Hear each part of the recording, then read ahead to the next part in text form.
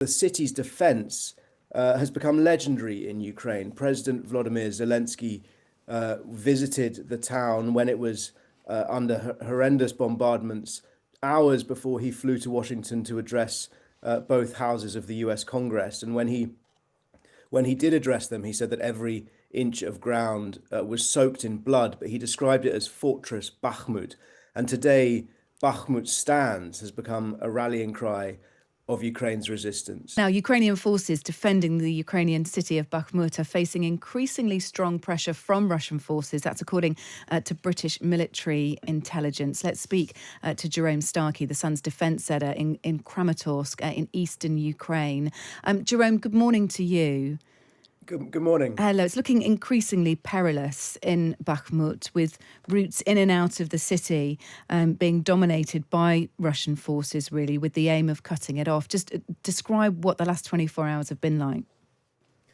Well, I think it's important to say that there are still routes in and out of Bakhmut, and so the troops there who are holding out are not encircled, but certainly that does appear to be, excuse me, the ambition of the Russian forces. And I think certainly based on the testimonies of soldiers we've spoken who have recently been inside the city, it sounds horrific. I've spoken to wounded soldiers who said they were fighting at sort of 40 meters distance from Russian waves of Russian infantry, and others who described extraordinary tactics employed by the Wagner mercenary group who've been leading the assault there, of just sending wave after wave of soldiers to almost certain death, but just to give them the chance to dig in a few meters before they get killed, and then send more soldiers in their wake. So, for the soldiers on the front, it does. The words that the British military used was increasingly severe pressure, and that seems a very fair reflection. But it's important to say as well that there is not yet any sign of some sort of chaotic retreat, and there may never be. I think what Ukraine appears to be trying to do is to wear down Russian forces. And for many, many months in Bakhmut, the conflict there has provided them, however grim this may seem, it's provided them with an opportunity to take a lot of Russian lives and to destroy a lot of Russian equipment. And unfortunately, that is, a factor in this conflict, in this sort of attritional conflict, especially as a conflict where Russia has access to more resources, to more men and more equipment. An opportunity like Bakhmut has been invaluable to Ukraine's defenders. Yeah, there was a Facebook post late last night, actually, from the Armed Forces General Staff of Ukraine, and he's very much said that his defenders are repelling numerous attacks and that they want to continue in that fashion. What's the geographical relevance of Bakhmut, Jerome? Well, but Bakhmut, Western officials, certainly an increasingly number of Ukrainian officials, is playing down Bakhmut's strategic importance. It's not on a rail hub. It does sit on a junction of a few main roads, which could potentially allow Russia to advance, further into the Donbass. But its main significance is really that it's become this sort of totemic, iconic battleground. Both sides having staked an enormous amount of reputation and resource on its outcome. Most of the fighting has been conducted from the Russian side by the Wagner mercenary group, yet led by Yevgeny Prigozhin, who's emerging as a sort of folk hero in Russia's far right and seen as a potential challenger to Vladimir Putin.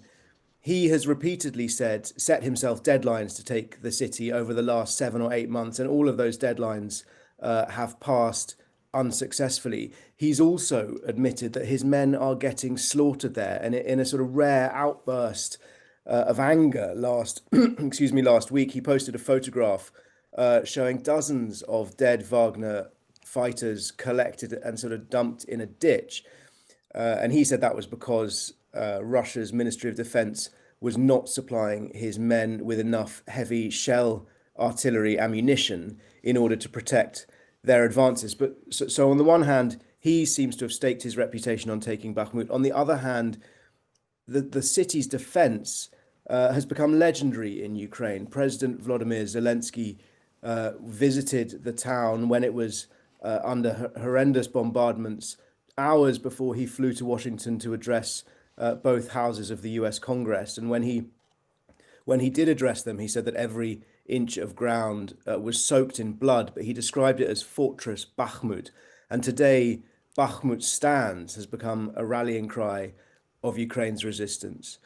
I think it's fair to say, though, that the mood is changing. The language from the Ukrainian government is changing. Recently, we heard Zelensky say that it was important to defend the town, but not at any cost, not until everybody dies.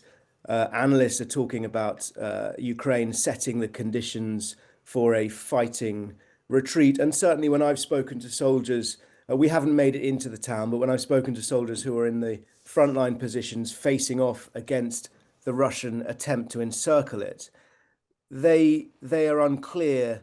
That when I ask them what they think is going to happen, they often sort of shrug their shoulders. They don't know. Mm. The sense from the people inside increasingly is that their role has been to delay Russia's advance, to inflict devastating losses on Russia's armed forces. But I think psychologically it does feel as though people are beginning to prepare themselves on the Ukrainian side to retreat. Yeah. Just a quick word on the Wagner group, who are, the main resilience here in Bakhmut. If they're successful, and we've talked about the kind of contrasting image of the group, one is the question of whether they have too much influence, whether they're too powerful and have too much influence over the territory, as opposed to what President Putin would prefer them to have. But the other thing is, if they are successful in Bakhmut, does that then give the Wagner Group license, or even Putin, to instruct the Wagner Group to go and then try and take on different cities?